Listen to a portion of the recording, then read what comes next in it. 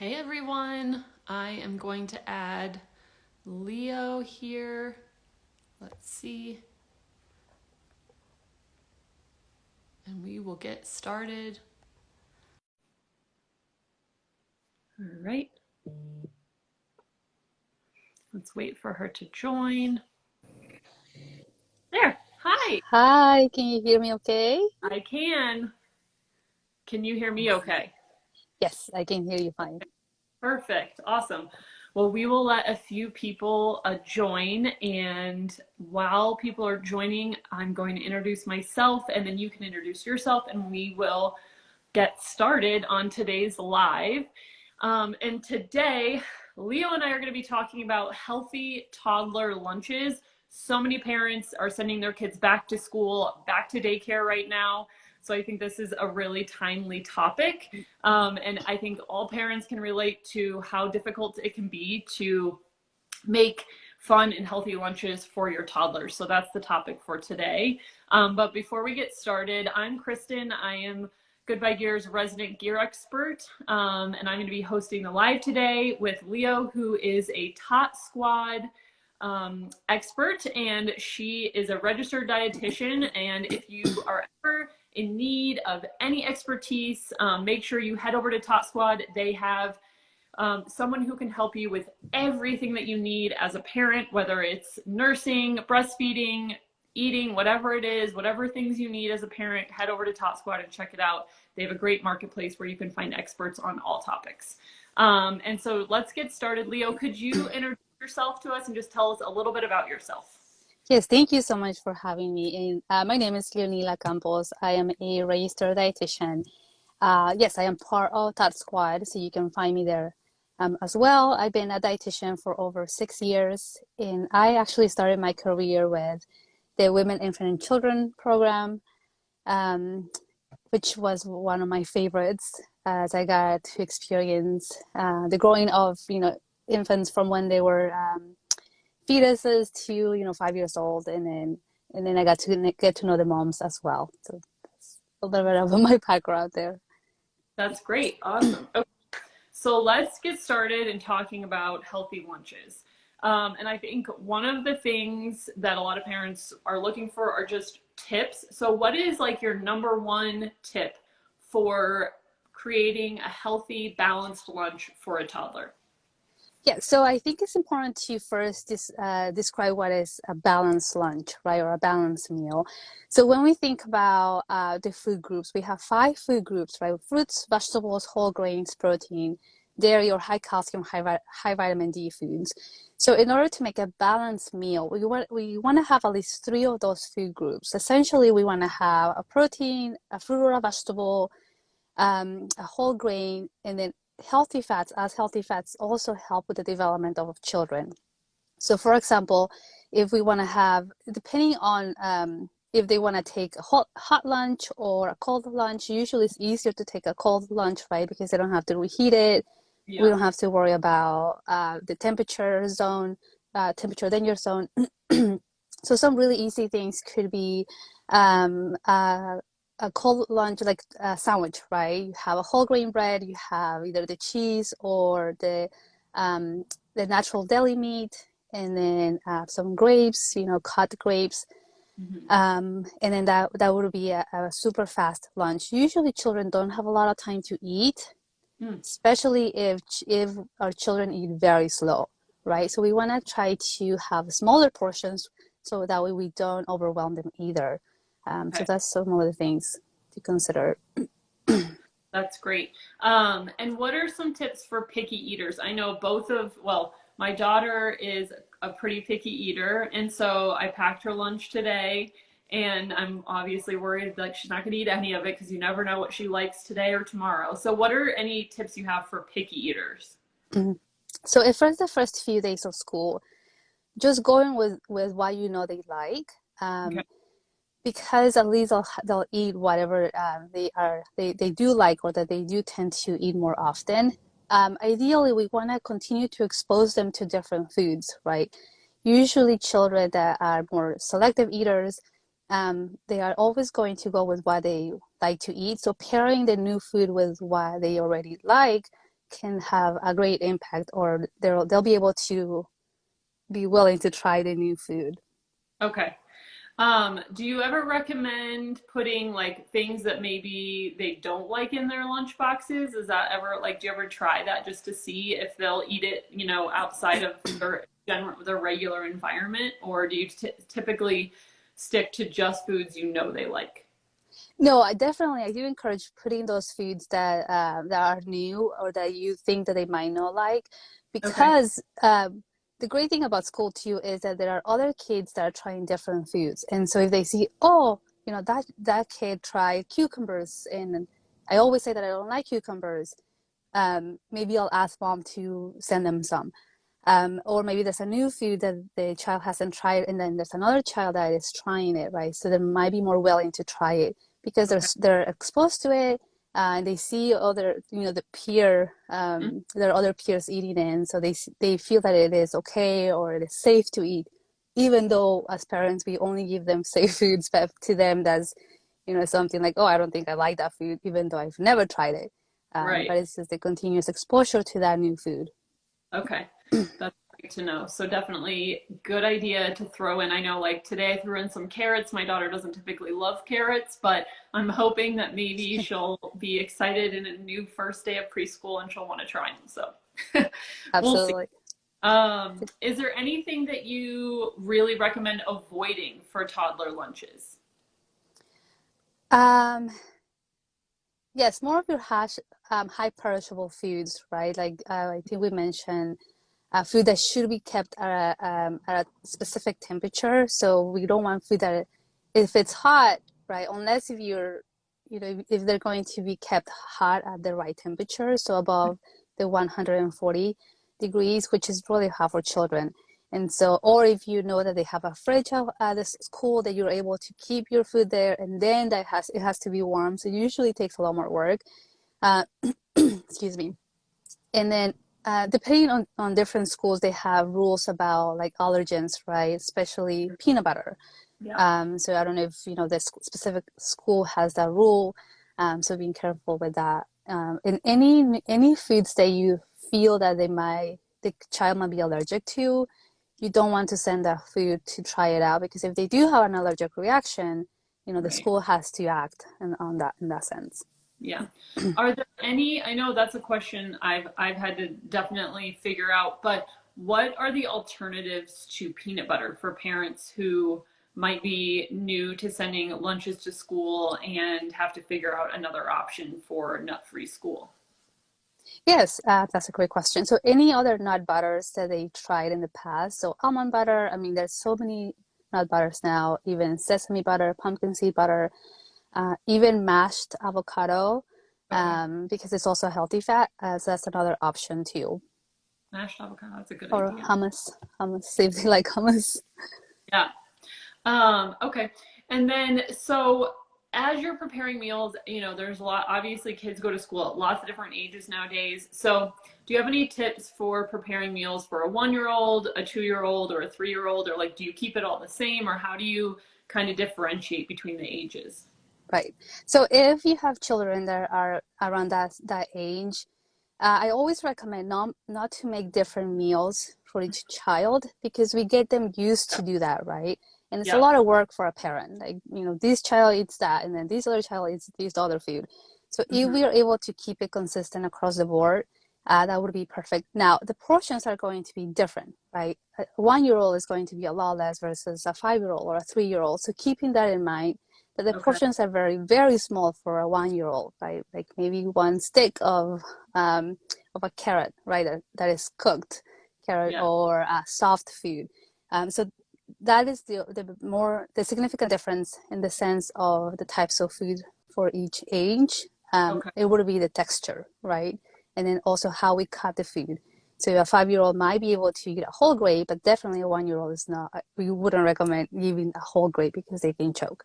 So keeping that in mind as well, how to send the food, you know, how to cut safely, and the textures as well.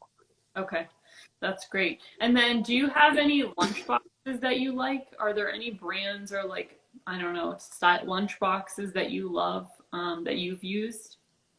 Honestly, I haven't found one that I really, really like, but if we were to make our own bento box per se, right? Yep. Um, your applesauces, the 100% natural applesauce that doesn't have any added sugars or anything else like artificial ingredients. And then you can add like some chopped fruit and then either nut butter or, as I mentioned, hummus. And then you can do like Yep. soft pita. So that's an option, or crackers, whole grain crackers. Um, and then your string cheese or your cube cheese, that's definitely an option. Mm-hmm. But ideally, you want to maybe make your own bento box. Mm-hmm. Um, you do see a lot of the other lunch boxes out there. Mm-hmm. So if you find one, some things to look at, right, is the sugar content of it. You want most of the sugar to come from the actual source. So if it's fruit, right, just natural sugar, no more added sugar. Mm-hmm. Or the same thing for the sodium. We don't really think about the amount of sodium that it could be in food, but if it's shelf stable, and if it's, let's say, deli meat or sometimes even dressings, or what is the other one? Spreads. They could have added sugar or added sodium. So we definitely want to limit that in children in general, for sure in children 1 to 2 years old, as they don't need a lot of added Mm-hmm. sugar or sodium. Right. Okay. How do you feel about sweet treats in lunches? Because my kids are always begging me for sweet treats, saying, "Please put a cookie in my lunch, Mom." Like, please, they want, and I'm kind of like, should I do that? Should I not? I imagine the school probably doesn't love that just because, you don't want a bunch of kids running around on a sugar high. But do you do that, or what are some great options for a sweet treat that's still healthy? Right. I am not against sweet treats in the kids' lunches, but as a parent, that you have to decide, like, do I want my child to have a sweet treat?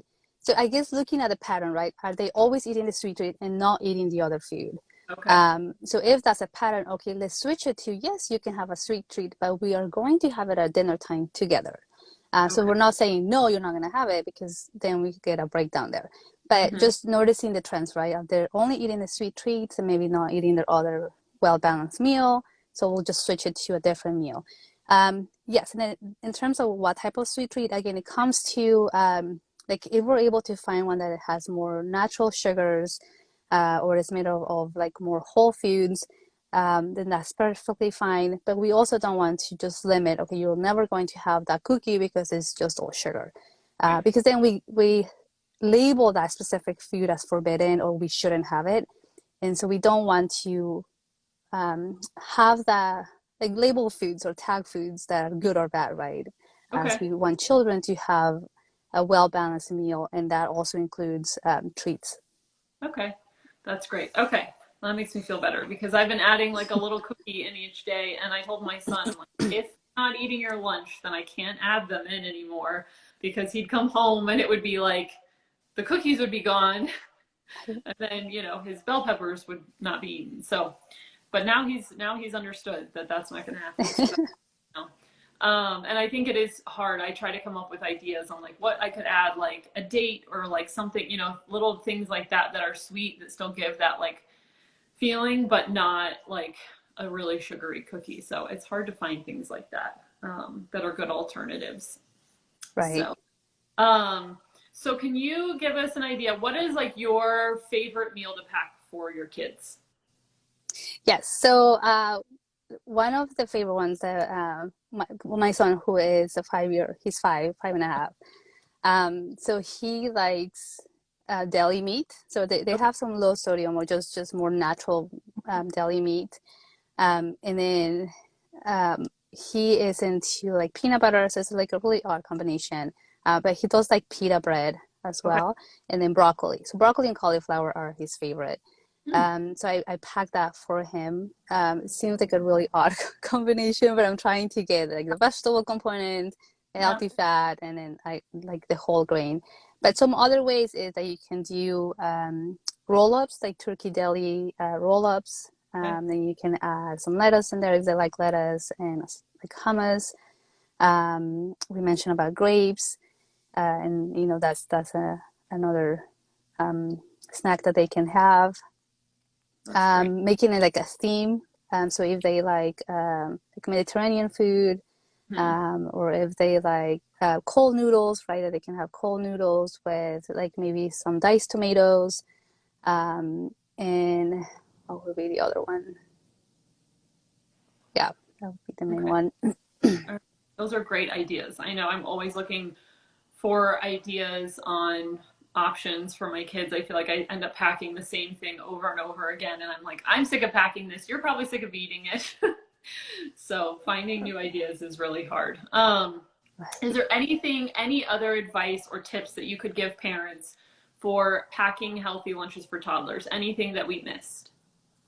Yes, so there are some tons of ideas on Pinterest. Not some like you don't have to follow the exact recipe, right? Mm-hmm. But maybe looking for ideas and making it your own to make a more balanced lunch. And then Yeah. looking at the school's menu. So just to see, okay, maybe that's something that I want to do with my child, but Mm-hmm. I'll put, a spin on it. Or I'll take something that maybe my child is going to want to eat. That's another way to get ideas too. And the other thing too is that if you are noticing that your children are maybe coming back with their lunch, um, asking them to, they're older and they're usually, I mean, even 1 year olds are so smart and they can tell you if they like something or if they don't. Yeah. So taking them to the store, if that's a possibility, and maybe doing like a little menu for them, like, telling them ahead of time, this is what you're going to have for your lunches for the next 3 days, because they have short-term memory and so they'll forget what you're talking Yeah. about. But like reminding them, right? Or putting a menu on the fridge or someone that they can see it, because Okay. what they like is routine, right? Mm-hmm. And knowing what's coming next. And so if you tell them for Tuesday, this is what you're gonna have for lunch, and for Wednesday, this is what you're gonna have for lunch, involving children in meal prepping or grocery shopping, it's a huge benefit because they tend to explore other foods, but they also feel really proud of themselves because they are helping.